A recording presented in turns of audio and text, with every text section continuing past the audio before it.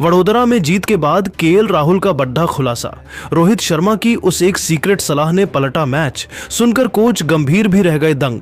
दोस्तों, वडोदरा के BCA stadium में न्यूजीलैंड के खिलाफ खेले गए पहले वनडे में भारत की जीत किसी चमत्कार से कम नहीं थी। एक समय जब विराट कोहली और श्रेयस अय्यर के विकेट गिर चुके थे और भारत हार की कगार पर खड़ा था, तब केएल राहुल ने अपनी सूझबूझ और शांत दिमाग से हारी हुई बाजी को जीत में बदल दिया। लेकिन इस ऐतिहासिक जीत के बाद प्रेजेंटेशन सेरेमनी में केएल राहुल ने एक ऐसा खुलासा किया है जिसने सोशल मीडिया पर तहलका मचा दिया है।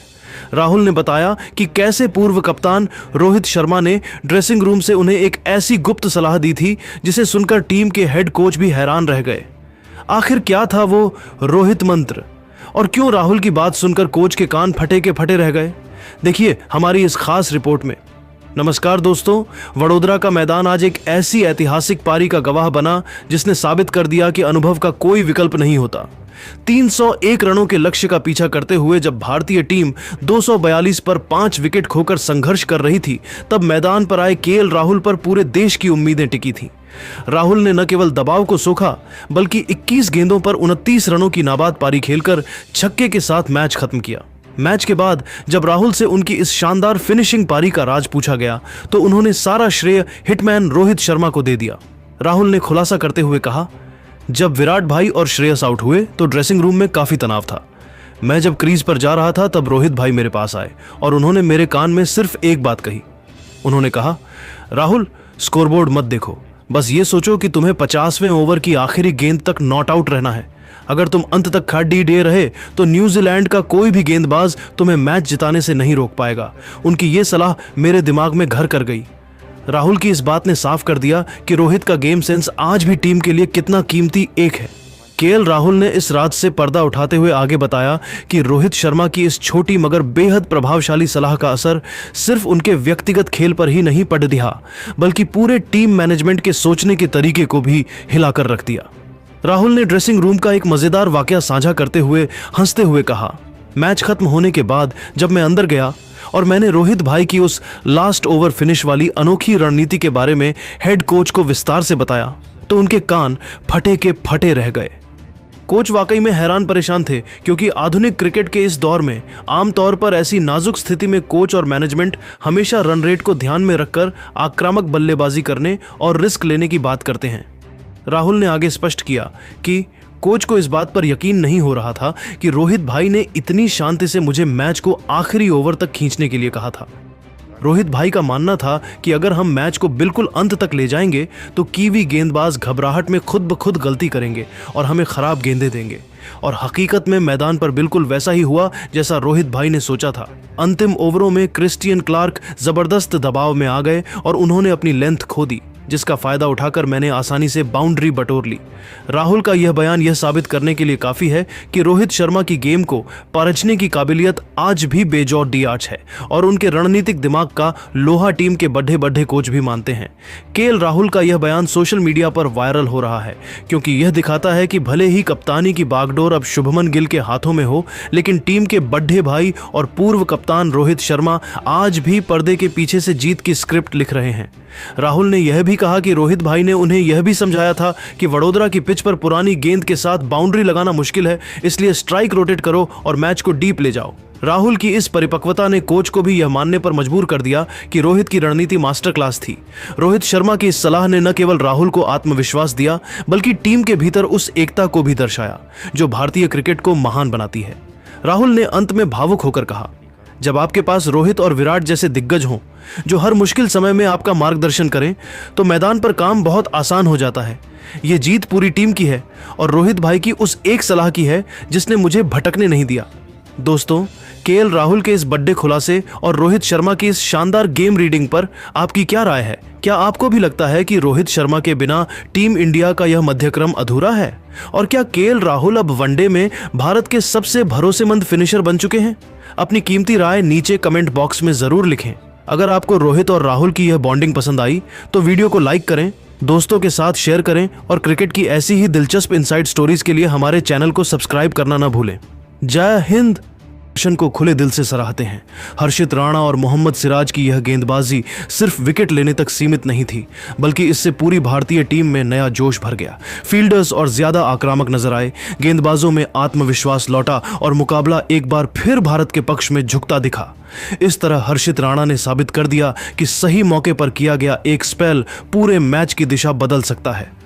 कुल मिलाकर दोस्तों, यह कहा जा सकता है कि न्यूजीलैंड ने बेहतरीन शुरुआत की, लेकिन हर्षित राणा और मोहम्मद सिराज के 2 ओवर ने पूरे मैच का माहौल बदल दिया। अब मुकाबला पूरी तरह संतुलन में नजर आ रहा है और आने वाले ओवरों में यह देखना दिलचस्प होगा कि न्यूजीलैंड की मिडिल ऑर्डर भारतीय गेंदबाजों के इस दबाव से कैसे निपटती है। दोस्तों, बड़ौदा के BCA क्रिकेट स्टेडियम में आज 3 वनडे मैचों की सीरीज का पहला वनडे खेला जा रहा है। कप्तान शुभमन गिल ने टॉस जीतकर पहले गेंदबाजी करने फैसला किया, लेकिन न्यूजीलैंड ने ऐसी धाकड़ शुरुआत की, भारतीय खेमे में हलचल मच गई। लेकिन हर्षित राणा और मोहम्मद सिराज ने अपनी गेंदों से ऐसा तूफान मचा दिया कि रोहित शर्मा और विराट कोहली भी खुश नजर आए।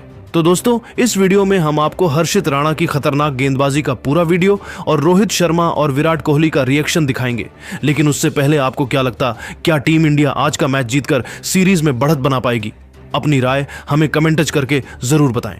दोस्तों, बड़ौदा के BCA क्रिकेट स्टेडियम में खेले जा रहे इस मुकाबले में जैसे ही शुभमन गिल ने टॉस जीतकर पहले गेंदबाजी करने का फैसला किया, क्रिकेट एक्सपर्ट्स की राय बंटी हुई नजर आई। हालांकि शुरुआत के कुछ ओवरों में ऐसा बिल्कुल भी नहीं लगा कि यह फैसला सही साबित होगा। न्यूजीलैंड की ओर से पारी की शुरुआत करने उतरे डेवोन कॉनवे और हेनरी निकोल्स ने भारतीय गेंदबाजों को शुरू से ही दबाव में डाल दिया।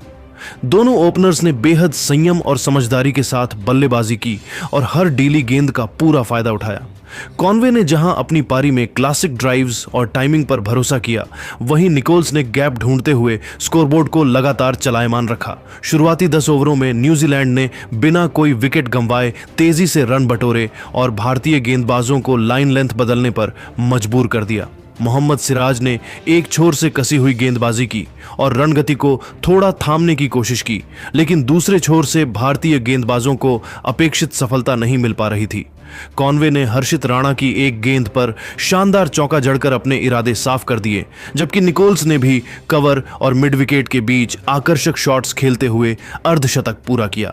देखते ही देखते दोनों के बीच 100 रनों की साझेदारी हो गई और ऐसा लगने लगा कि न्यूजीलैंड इस पिच पर एक बड़ा स्कोर खड़ा करने की ओर बढ़ रहा है। इसी बीच कप्तान शुभमन गिल की चिंता बढ़ती जा रही थी। रन रेट 5 के पार पहुंच चुका था और भारतीय टीम को एक ब्रेक थ्रू की सख्त जरूरत थी। तभी कप्तान ने गेंद हर्षित राणा के हाथों में थमाई और यहीं से मैच का रुख बदलता हुआ नजर आया। हर्षित राणा ने अपनी रफ्तार और उछाल का बेहतरीन इस्तेमाल किया और एक ही ओवर में न्यूजीलैंड 100 रन पर आउट हो गया। को 2 बड़े झटके दे दिए। पहले उन्होंने सेट हो चुके डेवोन कॉनवे को 56 के निजी स्कोर पर पवेलियन भेजा, जो 67 गेंदों में 6 चौके और एक छक्के की मदद से खेली गई एक जिम्मेदार पारी थी। इस विकेट से भारतीय टीम में नई ऊर्जा देखने को मिली। इसी ओवर में हर्षित राणा ने हेनरी निकोल्स को भी आउट कर भारत की जोरदार वापसी कराई। निकोल्स 69 गेंदों में 62 रन बनाकर खेल रहे थे और उनकी पारी में 8 चौके शामिल थे। अचानक 2 विकेट गिरने से न्यूजीलैंड की मजबूत होती पारी को गहरा झटका लगा, लेकिन हर्षित के बाद मोहम्मद सिराज ने अपनी जादू गेंदों का ऐसा जादू चलाया कि भारत में आतंक मचाने वाले विल यंग को अपनी खतरनाक गेंद पर विकेट के पीछे KL राहुल के हाथों कैच आउट कराकर भारत को तीसरी सफलता दिलाई। जो टीम कुछ देर पहले पूरी तरह हावी दिख रही थी, अब संभल कर खेलने पर मजबूर हो गई। इसके बाद क्रीज पर आए विल यंग ज्यादा देर टिक नहीं सके और 9 गेंदों में सिर्फ 6 रन बनाकर खेल रहे हैं, जबकि डेरिल मिचेल अभी खाता भी नहीं खोल पाए हैं। 24 ओवर के बाद न्यूजीलैंड का स्कोर 150 रन पर 3 विकेट हो चुका है। रन रेट 5.26 का है, जो अब भी ठीक माना जाएगा, लेकिन शुरुआती लय टूट चुकी है। भारतीय गेंदबाजों की बात करें तो हर्षित राणा ने 6 ओवर में 34 रन देकर 2 विकेट